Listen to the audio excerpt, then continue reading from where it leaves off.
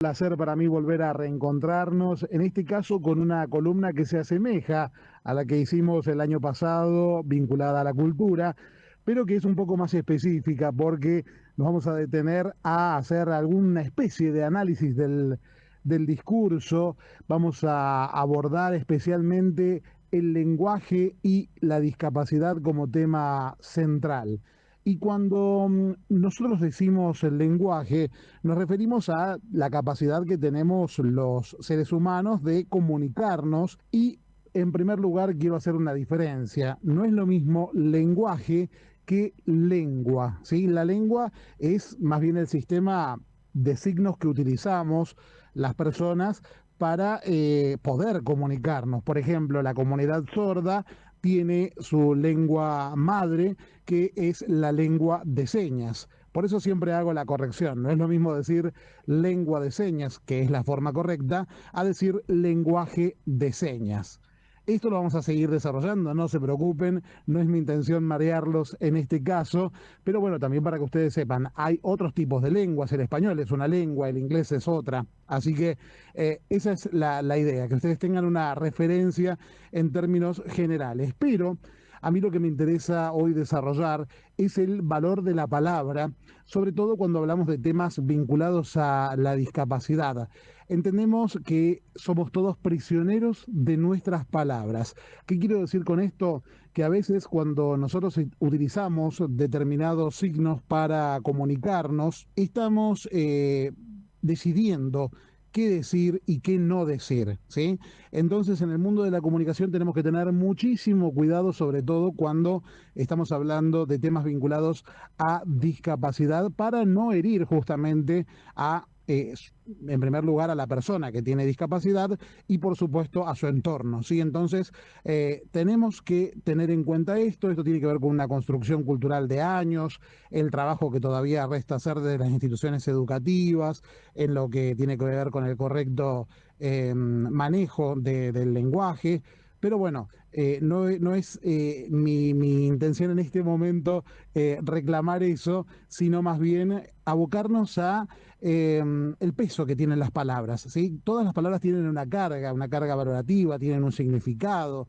No es lo mismo cuando las decimos en un contexto o cuando las decimos en otro, el por qué las decimos, cómo expresamos nuestras emociones a través de las palabras. Entonces decidí, bueno, a ver, vamos a hacer un poquito de revisión en aquello que se dice especialmente en los medios de comunicación y nos vamos a remontar a lo que ocurría el año pasado, específicamente, cuando el actual presidente de la Nación, Javier Milei, se refirió de una manera muy poco feliz a una persona que, según él, no estaba entendiendo los conceptos que él vertía sobre economía. Y como insulto, ¿qué decidió decirle? Mogólico. El presidente entiende que mogólico es un insulto. Por lo tanto, estaría bueno que se retracte en alguna oportunidad porque no está evidentemente entendiendo el alcance de este término. Bueno, vamos a escuchar esto que decía en su momento el actual presidente Javier Milei y evidentemente que generó rechazo, sobre todo, no solo de todo el ámbito de la comunidad de las personas con discapacidad, sino específicamente de las personas que conviven con síndrome de Down. Sí, vamos a escuchar qué es lo que decía el presidente. Entonces ese mismo volumen que se puso no, que usted la batalla cultural, pedazo de mogólico, imbécil, tarado. La batalla cultural ya tampoco se puede. hay algo que se llama censura. Bueno, y esto es lo que decía el actual presidente de la Nación, y creo que como presidente de la Nación uno debe ser representante de su pueblo. Espero que aquellas personas, por lo menos que lo siguen al presidente, no hayan tomado de forma literal este término y lo apropien y lo apliquen en su vocabulario cotidiano, porque la verdad es que sería lamentable. No es el único, el presidente, el que utiliza este término. Probablemente, quizás algunos de los que están escuchando también, o quizás yo, lamentablemente incluso, en alguna oportunidad de mi vida utilicé este término de forma despectiva. ¿Cuánto me arrepiento si es que así fue? Estamos todavía a tiempo de cambiar. Días atrás incluso detecté en Gran Hermano, no suelo verlo, pero escuché algunas conversaciones que tenían los chicos de esa casa, la casa más famosa del país.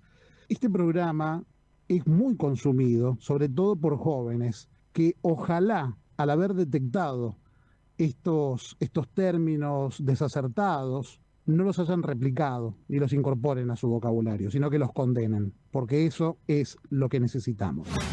Me molesta que siempre diga, tipo, es obvio. No, obvio, hubiese sido este fulmíneo. Bueno, por otro lado, vamos a remontarnos un poquito más atrás en el tiempo. Una entrevista que le realizó el periodista Pablo Feynman a Ian Moche, un defensor de las personas con discapacidad, sobre todo aquellas que conviven con autismo. Esto es lo que en su momento decía Pablo Feynman y la conversación que mantenía con Ian. Las personas autistas somos personas que muchas veces somos muy literales. Por ejemplo, a veces no entendemos los chistes. ¿En serio? Mira, Ian, hay un señor ahí que me dice así, que me van a cortar la cabeza. ¡Ay, no lo hagan! No lo hagan, no lo hagan. No, por favor. Es un chiste. Ay, pensé que soy muy literal, perdón. Bueno, eso es lo que decía Pablo Feynman en la conversación que mantenía con Ian. Creo que no hace falta agregar nada más, ¿no? Queridos amigos, las invito a que se repregunten cada una de las cosas. Entonces ese mismo boludito después se empezó, en realidad, porque hay que hacer la batalla cultural, A ver, pedazo de mogólico. Tengamos la capacidad de retractarnos de inmediato. La batalla cultural ya tampoco se puede de dar. eso se trata.